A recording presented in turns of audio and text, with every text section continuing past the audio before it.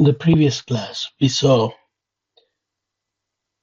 BPDU-based attacks. Someone can even use the BPDU to create confusion in layer 2 domain. This is also somewhat same like that, but not BPDU, again STP related. See, STP is a software.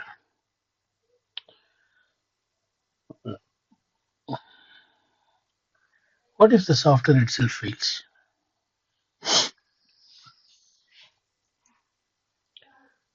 So there is a need for second verification. Even if STP fails, the loop should be prevented. The block that is there should not get removed when STP fails. I repeat, STP is finding a blocking spot that is preventing the loop.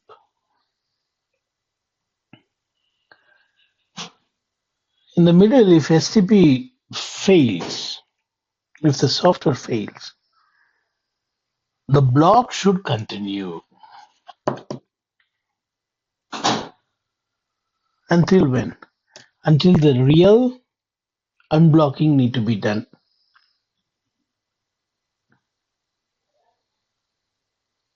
Because of STP failure, unblocking should not happen and end up in loop. That should not happen.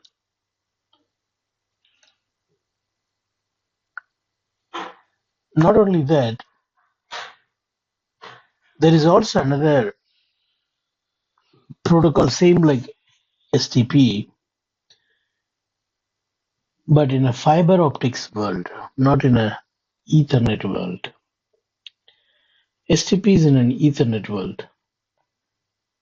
But you have a fiber links. Let's say you have fiber links. In fiber links, transmit will be happening in one fiber. Receive will be happening in another fiber.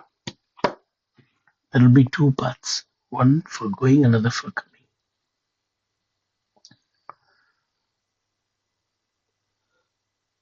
There are chances out of this two fiber, one fiber may get cut. The other is working very well. See, I told you, in Ethernet, going and coming happens on the same wire. Ethernet wire is pair of 4 cables. Totally 8 wires are there. That is Ethernet. In that you have transmit, receive everything in one bundle. But in fiber, it is not like that. Going one link, coming on link.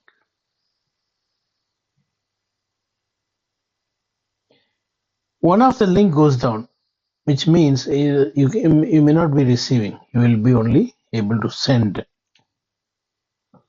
Or the other way. You will be able to receive but not able to send because that wire is broken.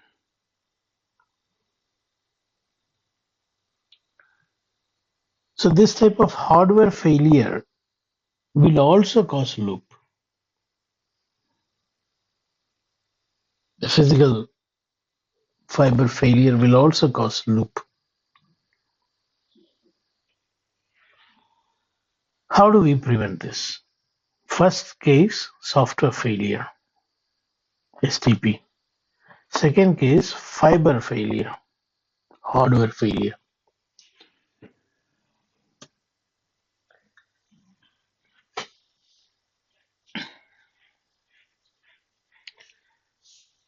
You see, this is called unidirectional link failure.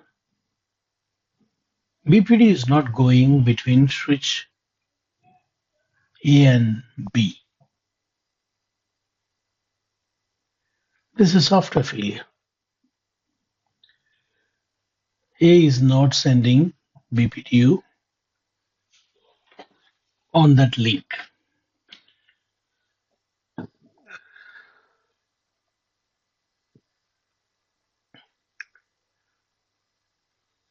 So there is chance that the block will be removed immediately, thinking that the other path is gone.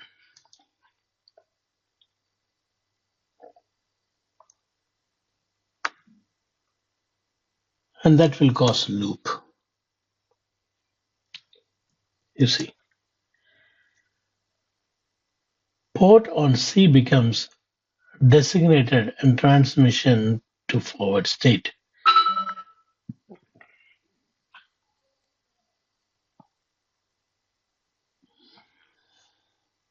Maybe there is no connection between the previous picture and this picture. I'm trying to tell what exactly. So there is a block here. How do I know? Because this is root. If this is root, this will be designated forwarding. And this will be a root port. This will be also a root port. This will be designated forwarding. And this will be blocking. Why this is blocking? Because Big Mac address. A, B, C.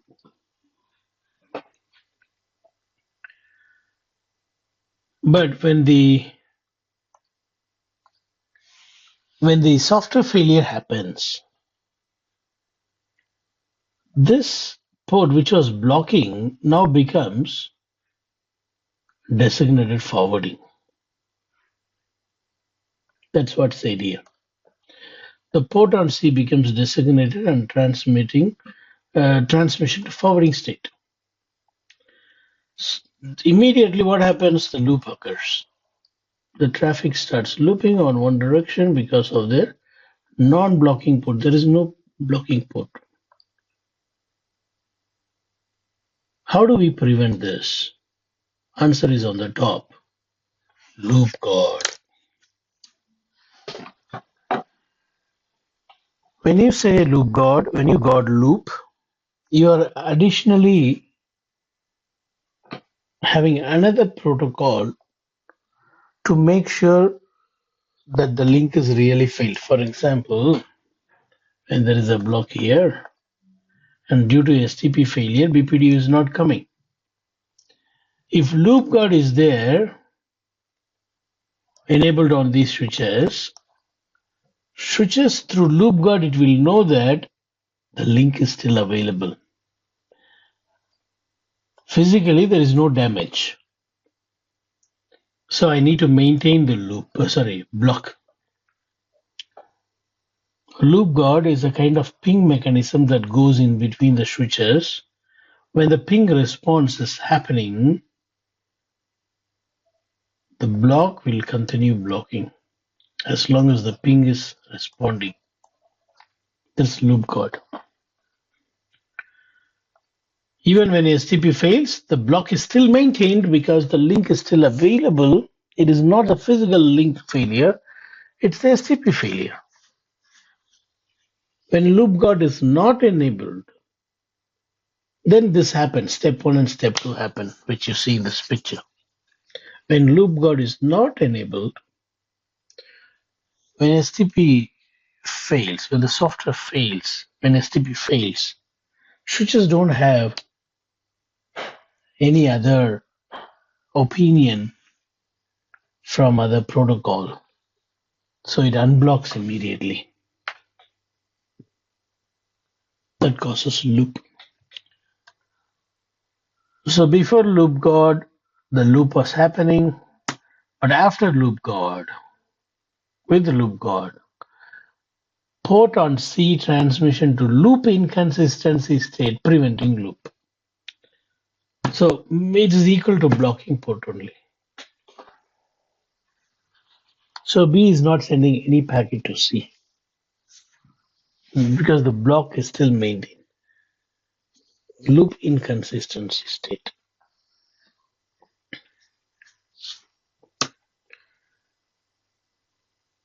This is the verification command for loop guard.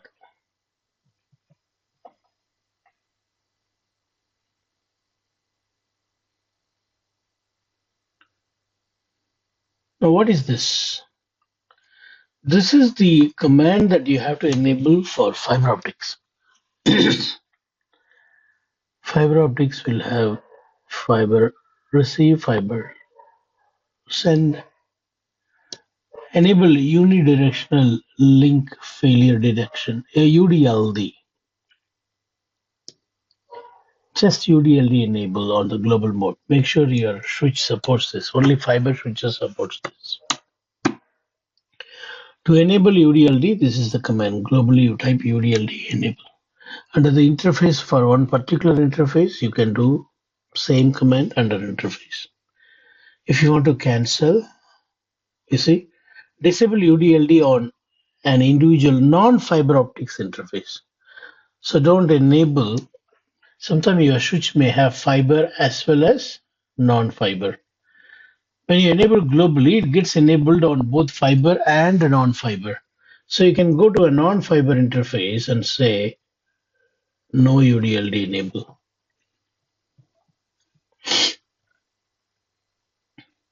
Disable UDLD on fiber optics. This is the command. If you are going to disable on the fiber optics, command is disable. If you're going to disable UDLD on a non-fiber optics, then you put no UDLD enable.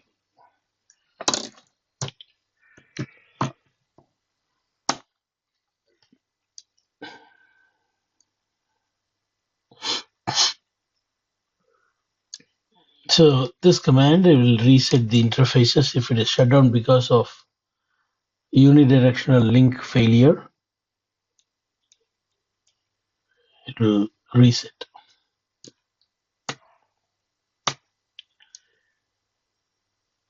See, this is the command to enable loop guard. You go under each trunk interface. This one, all the interfaces enable spanning tree guard loop.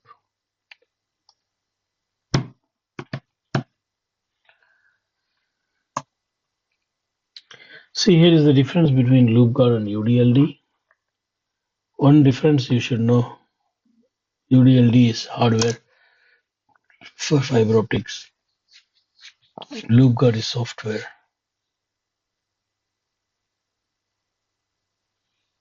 STP.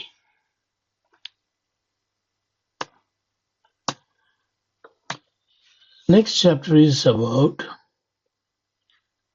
securing network switches, meaning when someone is telnetting to the switch. There should be a access control list permitting only the authorized admin to telnet or SSH. That's one way of securing the switch. So you put password for console, all those things are good. AAA and all we learned in the beginning. Radius TechX. If anyone is telnetting, if you would like to permit only few IP address, you should write an ACL and bind the ACL to the line VTY. Usually when you write ACL, where do you bind it? Answer. When we write ACL, access control list, where do you bind?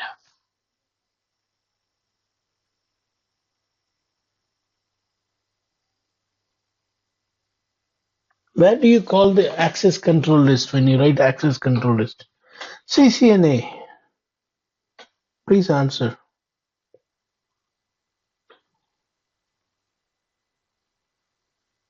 I didn't hear you.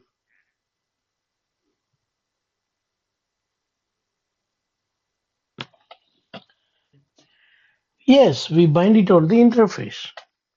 But here I'm not talking about binding to an interface. You bind to a line VTY. Line VTY is the place where you enable telnet. Remember? Where do you enable SSH? Where do you enable telnet? Under line VTY.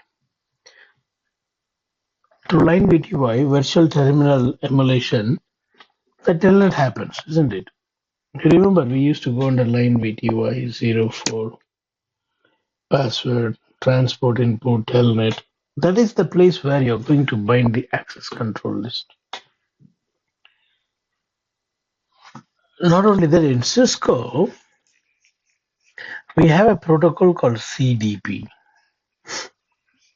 Cisco Discovery Protocol. What this protocol will do, every 60 seconds, the CDP protocol will advertise the information about the switch. CDP protocol will advertise the information about the switch. I am switch A. I am 3550 switch hardware. I'm running software Cisco iOS version 15 dot blah blah. I'm having this IP address on the management port. So a switch will keep telling every 60 seconds about itself to other switch. This is what called a Cisco Discovery Protocol. One switch will know who is connected, not just who is connected, not just a switch is connected or a router is connected. It is also going to say what host name of that device connected to me, what IP address on the device connected to me, what interface is on that router connecting to me, what operating system that device running,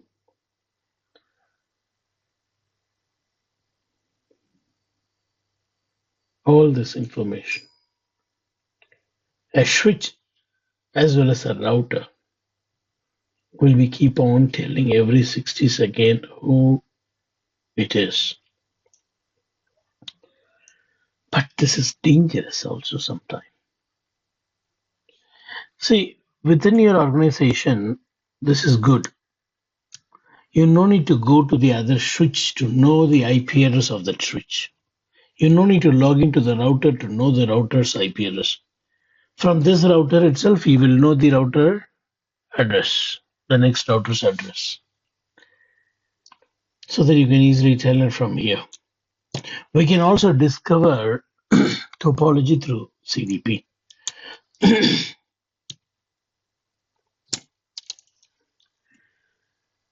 But the CDP is also dangerous if it goes outside.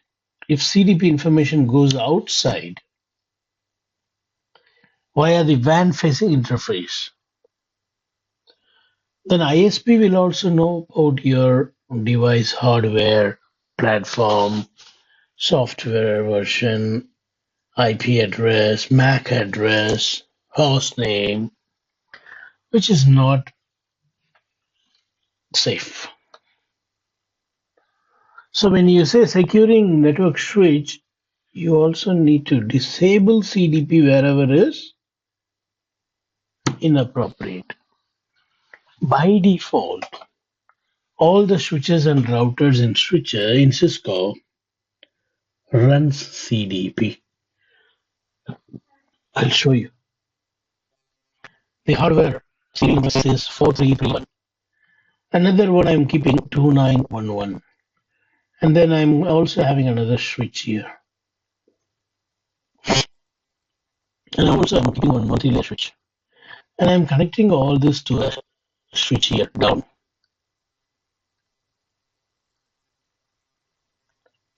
Right?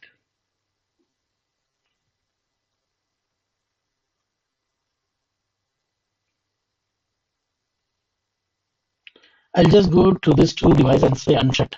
You know these routers, the ports are down by default.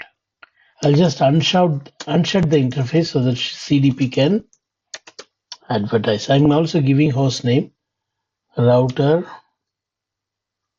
Rana.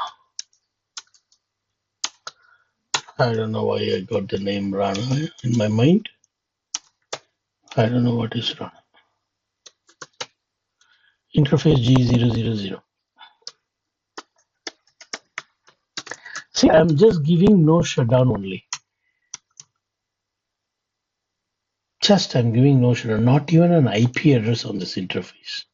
If you give IP address, that also will get advertised. I'm just showing CDP don't need IP address to communicate. That is what I want to prove.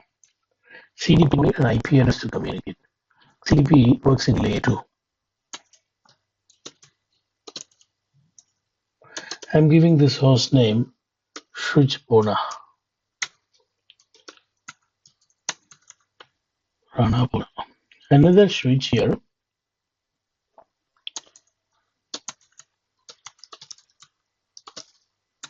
Host name switch Ghana. Okay, this one router is should say no shutdown.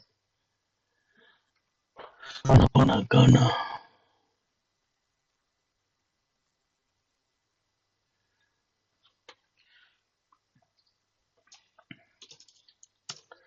Host name router Tana.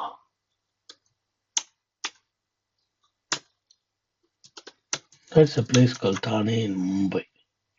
Okay, I'm going to say no shutdown on what's the interface name here, G00.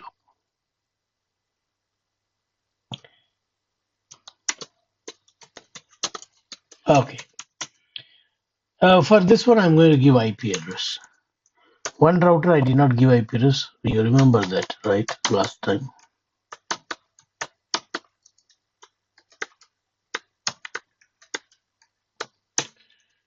Okay. Now, this device, I did not give any host name. I didn't even enter this one.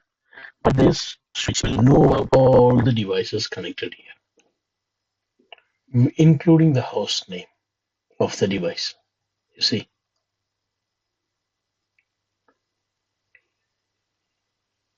This is how in the real world we discover the neighboring device. See, show CDP neighbor. Rana, Pona, Ghana, Thana. And this switch is connecting Thana on this port, whereas on the remote it is G00. And what it is capable of, it is capable of routing. It's a router. And the hardware series is this. And there is another device, another switch called Ghana connected on this switch on F04, whereas on the remote it is F01. Because it's a multi-layer switch, it can be a router or a switch, so it is blank here. But the Pona switch is very switch only. It is very clearly saying it's a switch Pona. This is the Pona. You see, it says Pona is connected to me on F01. Remotely also it is connected on F01. This is a series of the switch, and it's a switch.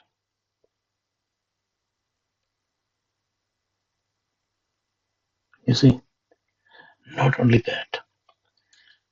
Here we gave IP address, remember? And that is on which interface? F03 interface.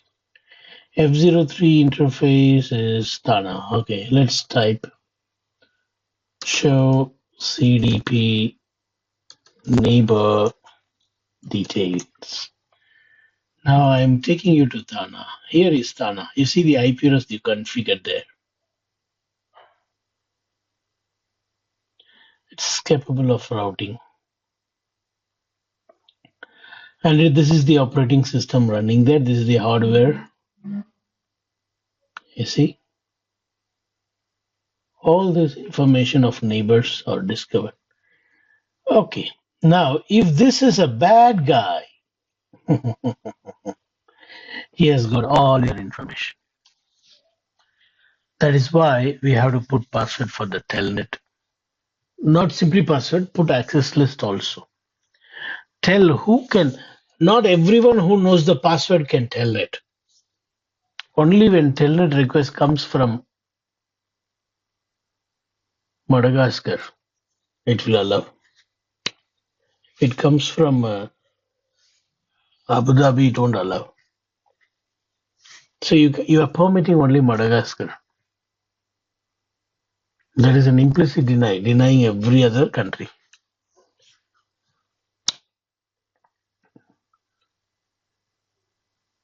Yeah. Now, disabling CDP is also very important, though it is good for discovering the topology. If you are connecting to a WAN, let's say you're connecting to the WAN.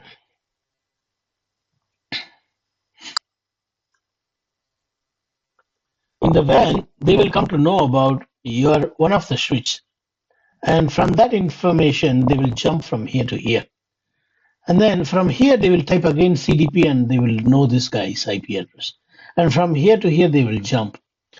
All the devices compromised. So you have to disable CDP here. It is good for you. Disable. How to disable CDP?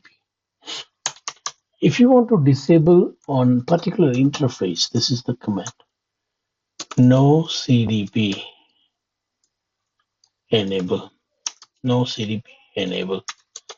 No CDP enable will disable it. If you wish to disable globally, I don't want to send via any interface, then you just type no CDP. That's it. No CDP IP. Yeah? Run. No CDP run. Not enable, run. No CDP run will disable globally. All right. So your wish. If you feel that you don't like CDP, I don't like CDP, CDP is not good. CDP is giving all information to everyone like people do Facebook today and get into trouble. You want to disable Facebook, right? Likewise, if you want to disable CDP, this is the command. Right. So these are all the ways that you can secure your switch. You see, CDP. CDP is good if it is within the secured boundary. But if you are connecting to the internet, you need to disable CDP. Secondly, I was talking about enabling password, username. See, we have a enable password. This is not the password that you will type to log in. After you log in, this when you want to go to the privilege mode, it will ask you a password, right? That password you enable encrypted password, enable secret password. These are all CCNA. Remember this, I hope. Now, a telnet connection send text unencrypted. So better you use what? Telnet is unencrypted way of logging into remote device. If you want an encrypted way, what do? SSH. That's another way of protecting your network. SSH is better than Telnet. We have learned how to enable SSH. If anyone do not know, I will do and show you if you will ask. And next is ACL. Write access control list and then call the access control list underline VTY. This is the command access class. We used to use the command like access list and then access group command. But this is not access group command. Only on the interface we used to put access group. This is on the line VTY. So the command is access class. This I will do and show you now. You see, this is the way. You write an access list, permit or deny, and then you go under line VTY, call the access list by using the command and say in or out. You are not doing this under the interface. You are not doing under the interface. You are doing under the line VTY. This will restrict unauthorized people telnetting.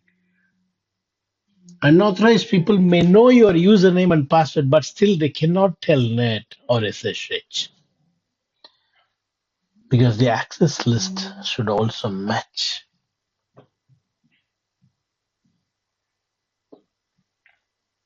Access list also should match. ஊர்லலாம் என்ன பண்ணுவாங்க கிராமத்துலலாம் இந்த access list நீங்க பார்க்கலாம். சிட்டில எல்லாம் access லிஸ்டே இருக்காது. எவன் சாவி எடுத்துன்னு வந்தாலும் நம்ம விட தந்துடலாம். பக்கத்து வீட்டுக்காரன் பார்த்துன்னே இருப்பான். அவன் சாவி வச்சுன்னு இருக்கிறான்ப்பா, அவன் தான் ஓனர். ஆனா அவன் திட்டு பண்ண இருப்பான், நம்ம கிட்ட சாவி திட்டுன்னு வந்திருப்பான். ஆனா கிராமத்துல அப்படி கிடையாது. பார்த்தோன்னே கண்டுபிடிச்சிருவாங்க, இவன் இந்த ஊருக்கும் இவனுக்கு சம்பந்தமே இல்லையே. என்னதான் சாவி போட்டு அவன் திறந்தாலும் நிறுத்தி கேட்பாங்க, தம்பி நீ யாரு, என்ன உறவு? அதான் access list.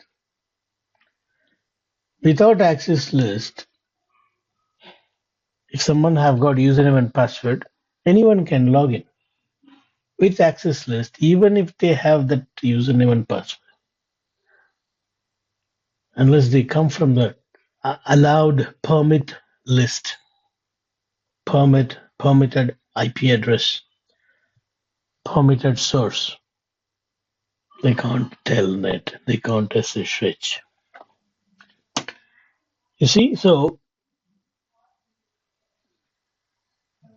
SSH is good, telnet is good. Along with that, access list is also important. And then disable CDP wherever is not appropriate. By default, it is enabled.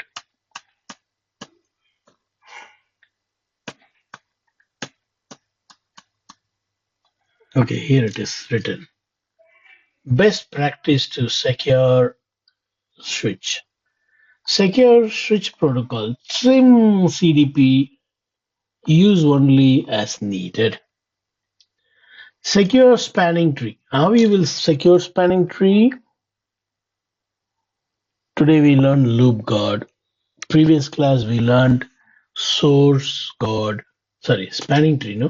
BPDU guard, BPDU filter, root guard. These are all securing spanning tree.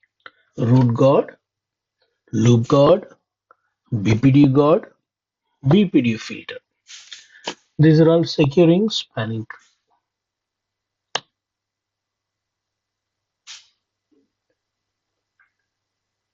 Mitigate compromises through a switch. How do you mitigate your switch getting compromised? Take precaution for trunk link. You remember? You need to put all the unused port in an access mode. Don't leave it auto.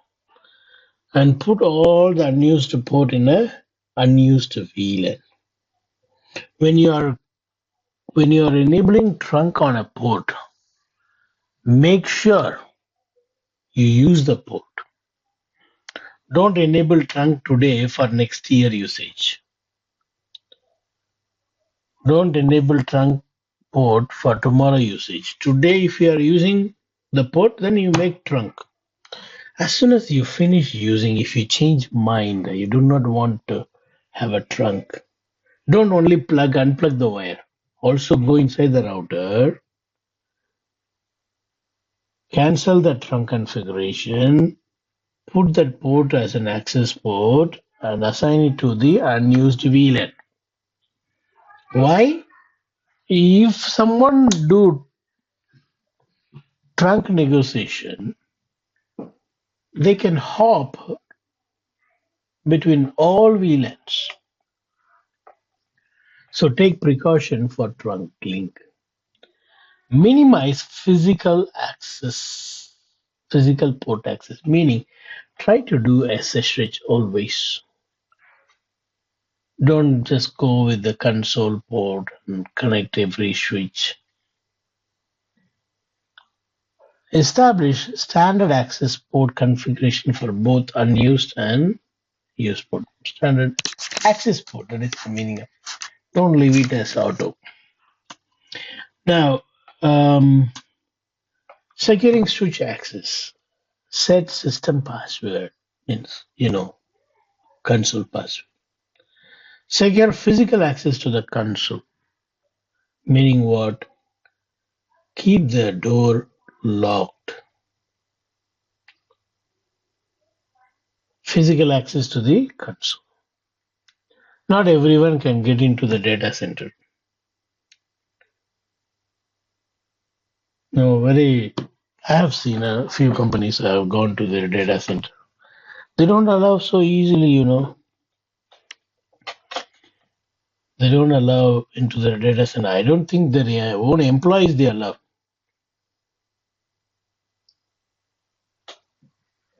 I have been like 4 data centers because I did deployment there.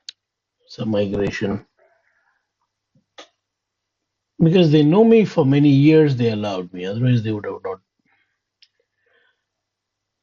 All CCTV with access card. No, that is what it means. Secure physical access to the console. Secure access via telnet. Use SSH whenever possible. SSH is same like telnet, but the difference is telnet is plain text conversation. SSH is ciphertext conversation. And also, sometimes people accidentally log in to your router. How do they know that they are by mistake in someone's router? Banner. Before they try logging in, they will know from the banner that by mistake we have come into wrong router.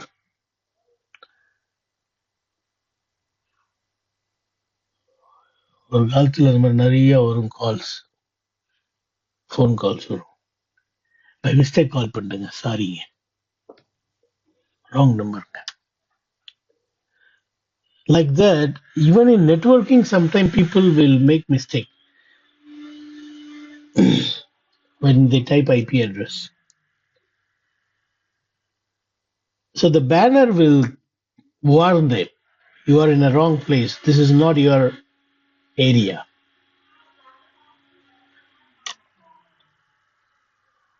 So they will know that accidentally I have come here, I should go out. If no banner, what they do, they try logging in. It is not allowing because you are not typing the right password. You accidentally come here. சில சமயம் ஹோட்டல்ல தங்கும் போதெல்லாம் எல்லா ஃப்ளோரும் ஒரே மாதிரி இருக்கும். 4வது ஃப்ளோர் பதில் 3வது ஃப்ளோர்ல போயிட்டு 404 பதில் 304ல என் கார்டு வச்சுன்னு இருப்பேன். திறக்கவே திறக்காது, ரெட்டே காமிச்சிட்டு இருக்கும், கிரீனுக்கு பதிலா டோரே திறக்காது. அவனுக்கு அங்க அலர்ட் போயிட்டே இருக்கும். ஃப்ரண்ட் ஆஃபீஸ்ல இருக்கும், எவனோ திருட வந்துட்டான் 3வது ஃப்ளோர்ல இருக்கிறோம். அவன் சிசிடிவில பார்த்துட்டு இருப்பான். அப்புறமா தான் நான் ரியலைஸ் பண்ணுவேன், 404 ஆச்சு, 300 303ல இருக்கும், 4th ஃப்ளோர் போகணும், 4th போய் திறந்துரும். So the front office guy is watching me because he got an alert saying someone is using wrong key on 303.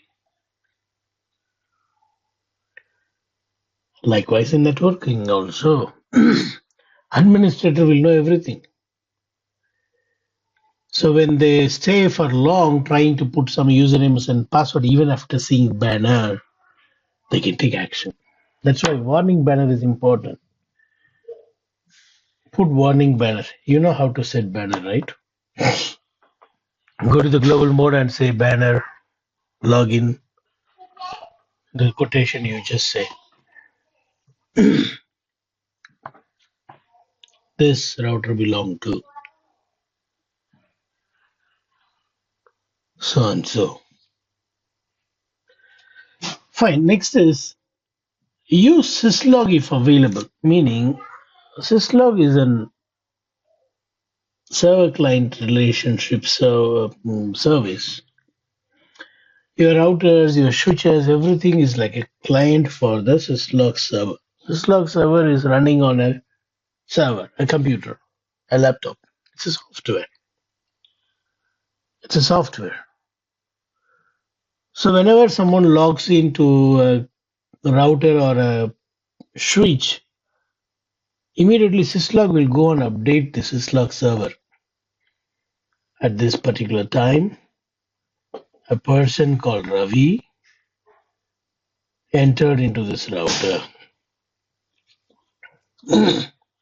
So that is good for auditing. And these are all best practices that one should follow.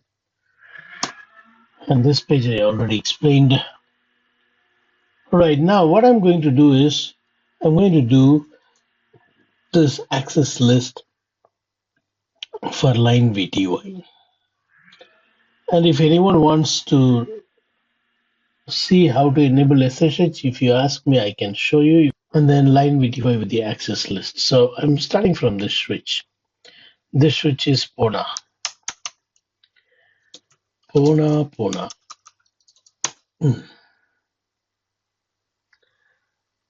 Interface VLAN 1.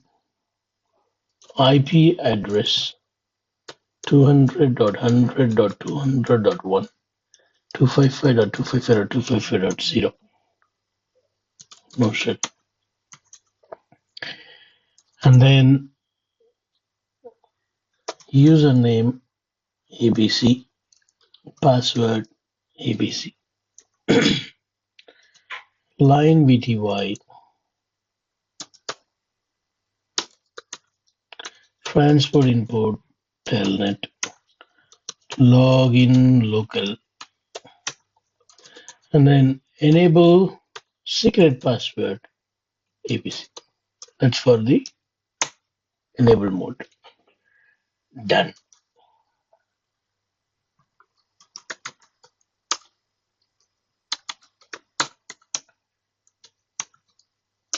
We'll see ABC. Right. Likewise, I'll go to this switch.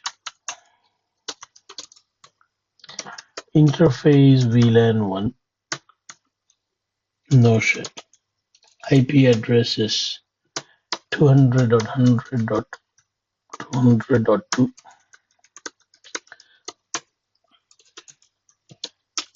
Enable secret ABC. Username ABC. Password ABC. Line VTY 04. Transport input telnet.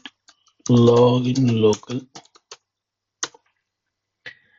Hey, what is next? That's it. I would like to give host name as Thanapona Vana. Right. Now, this router don't have an IP address. Let's put IP address there. Interface G000. No shit. IP address is 200.100.200.3.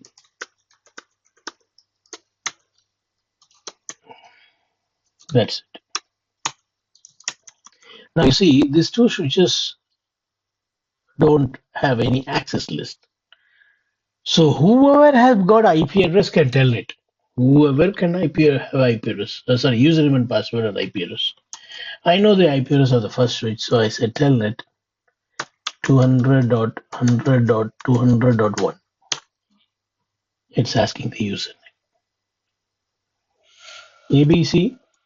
ABC. I can see Pona from Rana. And now I'm actually in Rana, getting into Pona. From Pona, I'm going to say what? telnet 200.100.200.2.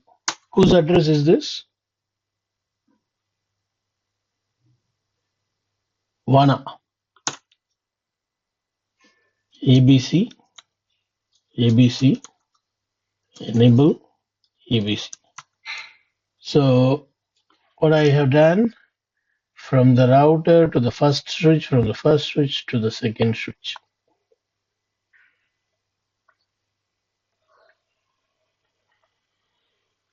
From here to here, from here to here I have come. So if someone knows the username and password, they can go.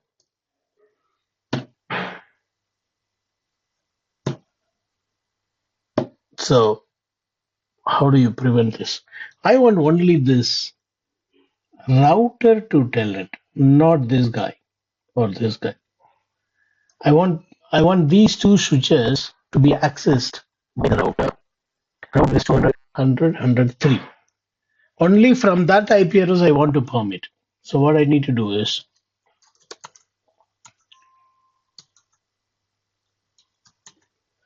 right, let me first remove the telnet. Exit, again exit. Okay, you are in the router now. Here I'm saying access list 10 permit 200.100.permit host 200.100.200.3. And now I'm going to bind this under line VTY, not under the physical interface. Interface now. Line VTY 04. Access class 10 in. That's it. Show run. I can show you that under the line VTY. This is what.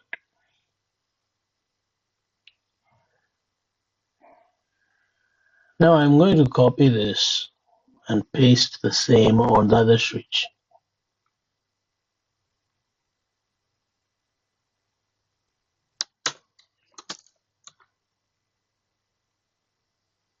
Done. So